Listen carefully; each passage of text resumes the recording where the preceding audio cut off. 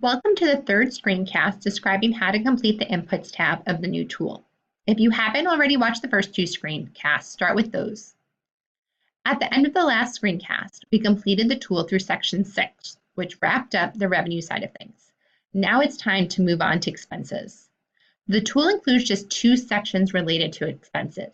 Section 7, staff expenses, and Section 8, non-staff expenses. The staff expenses section focuses on just that, staff expenses, and more specifically, staff the lead partner directly employs. The tool is pre-populated with common positions: program manager, office manager, recruiter, coach, and curriculum developer, though there's room to add additional positions in rows 158 to 161. Again, a few features are worth pointing out. First, column G, whether the position is fixed or variable. Will the program need to hire more staff of a particular role as the number of residents grows, or will the number needed remain unchanged?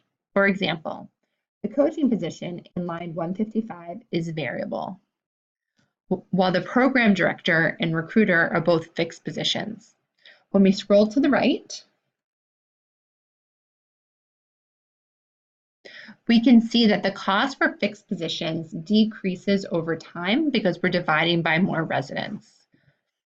However, the cost for the coach remains the same at $1,675 because the FT for the coach increases proportionately as the number of residents increases. Another thing worth highlighting is column H, fractional FTE. In some cases, programs employ more than or less than one FTE, full-time equivalent employee. The tool provides space to capture the right percentage in column H. So for example, the recruiter is only a 0.75 position, about 3/4 time, while program director and coach are both full-time positions.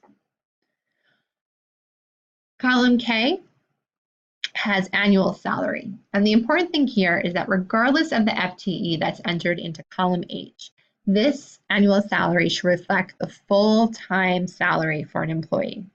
So although the recruiter is a 0.75% position, FTE, and will earn just under $49,000 a year, we enter the full-time salary of $65,000.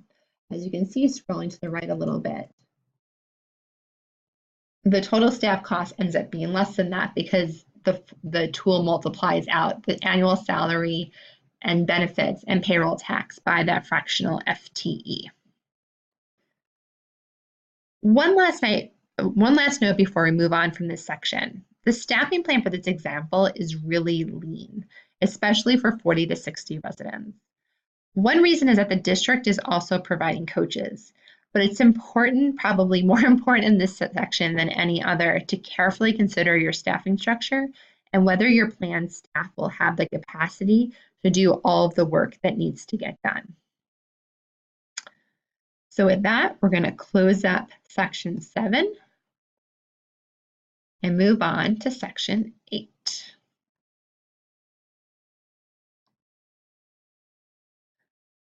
Section 8 covers non-staff expenses. As an aside, the pre-work doesn't answer all of the questions needed to complete this part of the tool. Namely, it doesn't include a place to indicate whether the expense is temporary, and in which case when it ends, or which cohort variable expenses are tied to.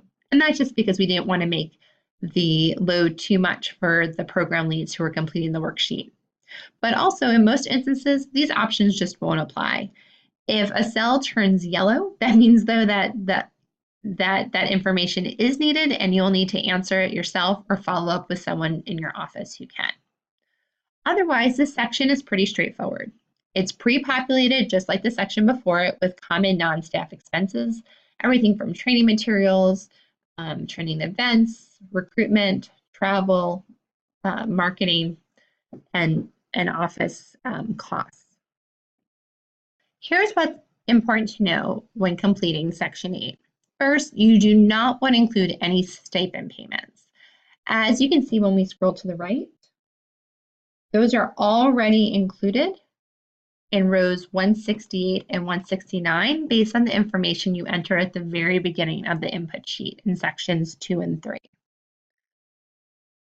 You also don't want to include any tuition assistance your program might offer. That will get captured in the next section. Secondly, if we go back to column N,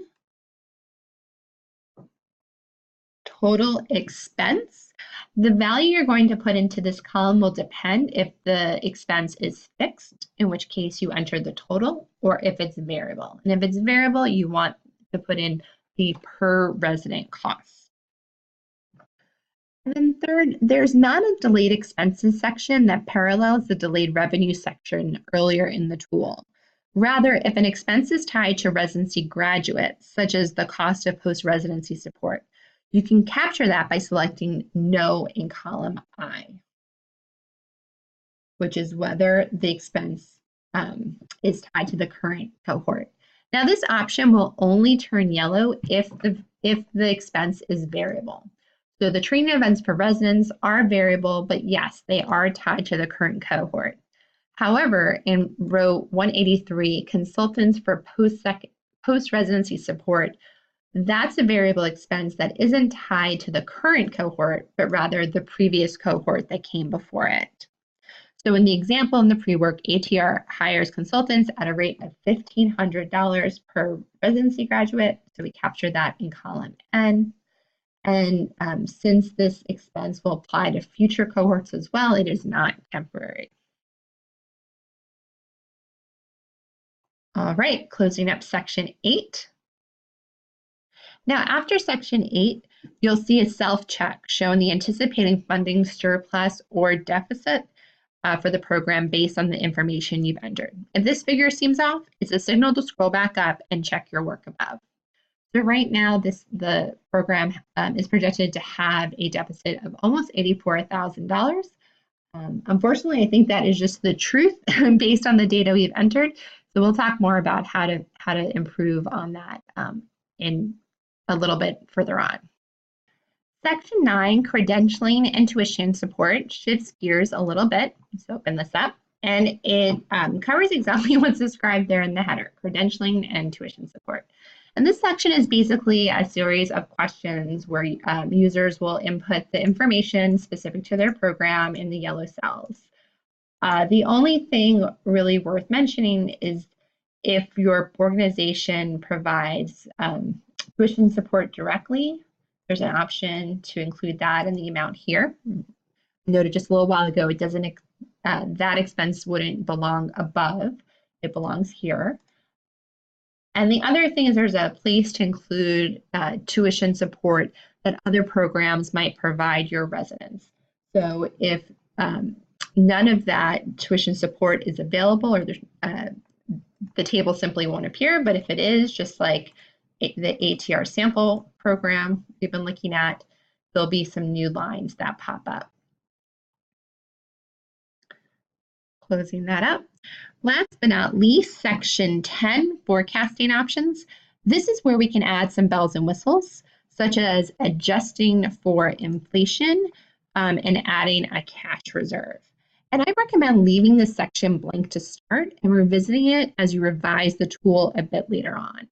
So in later screencasts, I'll talk through how to use that. But I think as the initial dry run, I always start by just seeing how are things in the current state, and if nothing were to change, if all of the factors were to remain static, what would the 5-year forecast look like?